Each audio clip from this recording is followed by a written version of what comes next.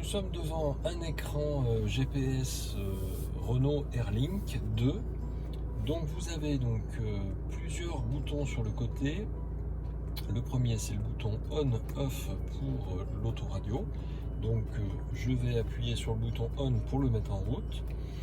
Vous avez la petite maison qui reviendra toujours sur le menu principal sur lequel nous sommes actuellement.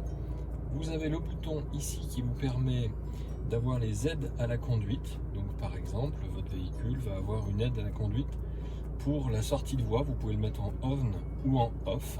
Ça veut dire que dès que votre voiture détecte que vous ne suivez plus les bandes blanches de la route, il va donc vous indiquer par un signal sonore et une petite vibration que vous êtes en train de sortir de la route.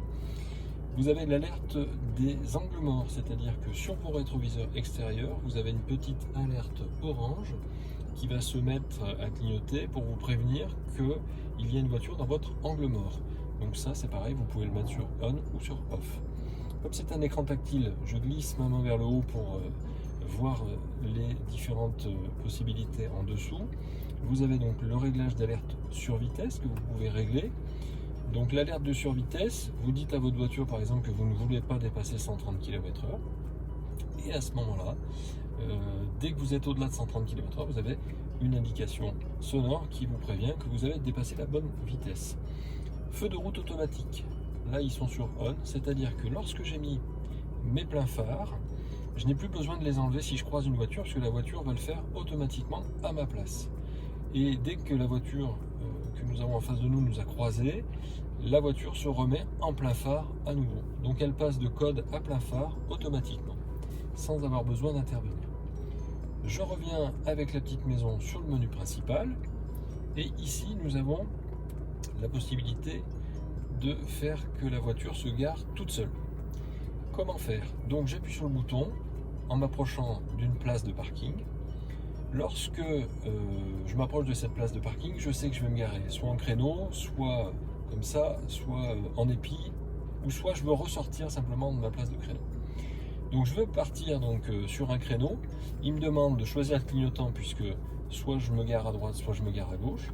Et une fois que j'ai mis mon clignotant, à ce moment-là, il va me demander de continuer à rouler jusqu'à 15 km/h maximum. Et une fois que c'est fait, il me fait stop, passer la marche arrière, et c'est lui qui tourne le volant à ma place, tout simplement.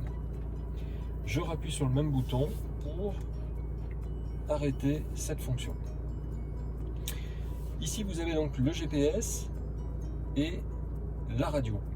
C'est le deuxième onglet, puisque vous avez plusieurs onglets. Il suffit simplement de glisser votre doigt sur l'écran pour avoir les différents onglets. À chaque fois que vous avez un onglet, si vous laissez le doigt appuyé sur l'écran, vous allez pouvoir choisir ce que vous voulez mettre sur cet onglet et vous avez plusieurs possibilités. Vous voyez, qualité de l'air, le coyote et le driving mode, c'est-à-dire pour vous aider à conduire plus écologique, et la navigation GPS par exemple. Une fois que c'est fait, eh bien vous retrouvez ces événements là sur votre écran. Le premier écran étant l'horloge, le deuxième écran étant le GPS et la radio.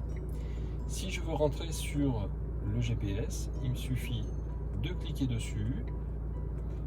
Ensuite, je vais sur navigation. Ensuite, je choisis ma destination.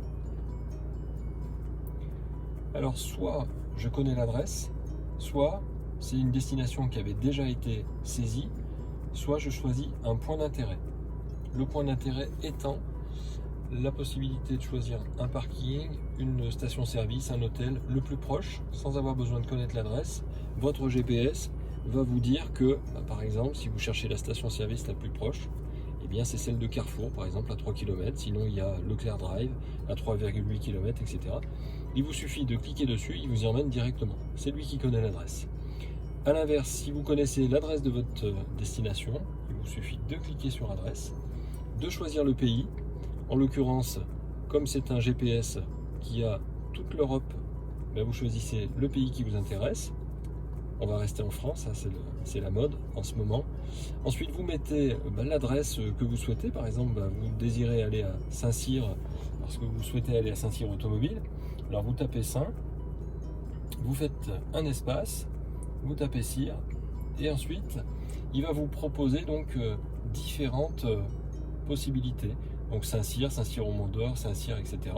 dans la Manche ou Saint-Cyr en Ardèche par exemple.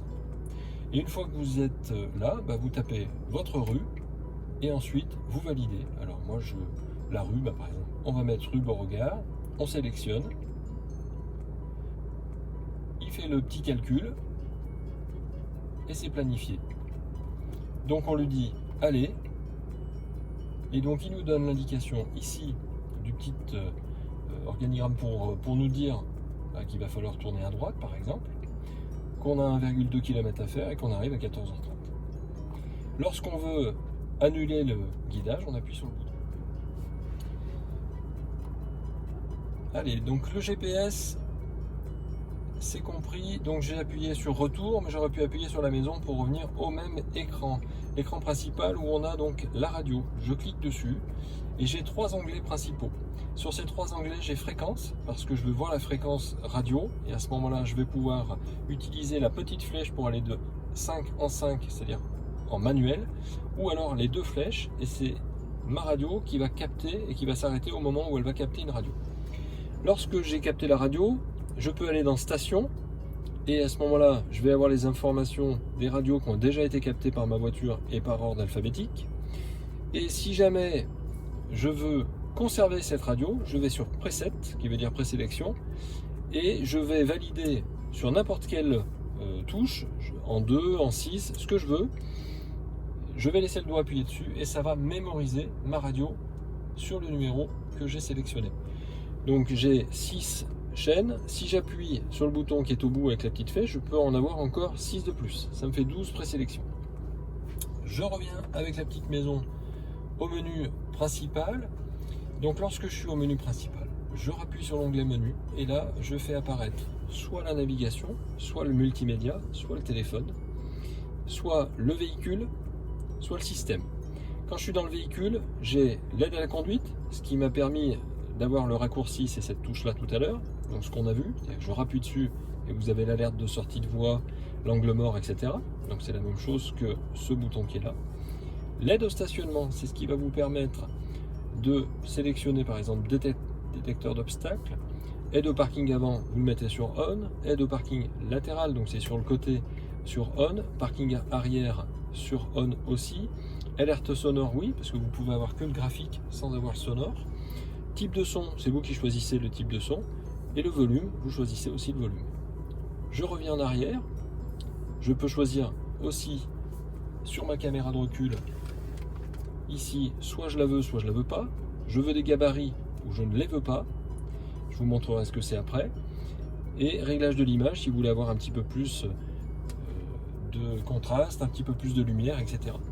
Les gabarits, c'est ça, c'est vos roues en fait. C'est-à-dire que vous avez en bleu, là, ici, les roues de votre voiture et les gabarits, le rouge, le jaune et le vert pour vous dire à quelle distance vous vous trouvez de l'obstacle arrière.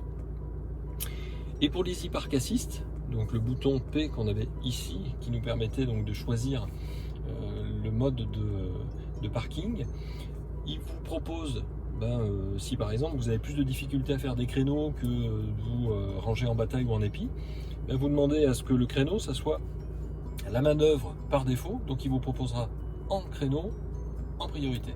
Et après vous aurez toujours la possibilité de choisir. Voilà pour ce qui est donc du véhicule. Vous avez donc bien sûr l'ordinateur de bord avec combien de kilomètres. Donc ça c'est les consommations moyennes depuis 9400 km avec une moyenne de 55,8 km/h. Vous pouvez le remettre à zéro en appuyant donc sur le bouton qui est ici. Vous réinitialisez et ça se remet à zéro automatiquement.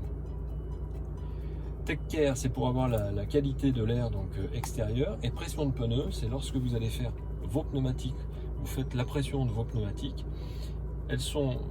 C'est calculé, c'est réinitialisé donc une fois que la pression a été faite, et automatiquement au tableau de bord vous allez voir apparaître une information si jamais vous avez un pneu qui est dégonflé par rapport aux autres. Allez, je rappuie sur la petite touche pour revenir donc à zéro, je rappuie sur menu.